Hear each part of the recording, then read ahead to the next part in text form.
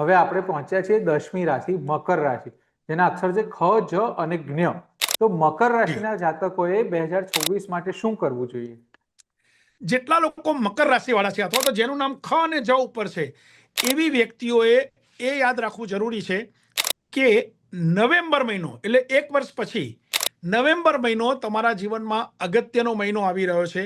એ દિવસો દરમિયાન તમારે જે કંઈ પણ ડિસિઝન લેવાનું છે એ ડિસિઝન લેવામાં તમે ક્યાંક જો ગફલત કરી નાખી તો કદાચ માની લો કે કંઈક પ્રોબ્લેમ આવે, પણ એ ન આવે એના માટે થઈ અને આટલું યાદ રાખો કે કોઈ પણ એક ગરીબ વ્યક્તિ 12 મહિનામાં એકવાર, દરરોજ નહીં, કોઈ પણ એક ગરીબ વ્યક્તિને કંઈક મેડિકલ સહાય કરશો. એટલે માની લો કે એને દવાની જરૂર છે અને દવાની જરૂરમાં માત્ર એને 100 રૂપિયા પણ તમે આપશો ને કે લે ભાઈ તારે જેટલાની દવા આવે છે પણ આ 100 રૂપિયા હું તને આપું છું, 12 મહિનામાં એકવાર જો આટલું કરશો તો પણ તમારો 2026નું વર્ષ ખૂબ સારું જશે.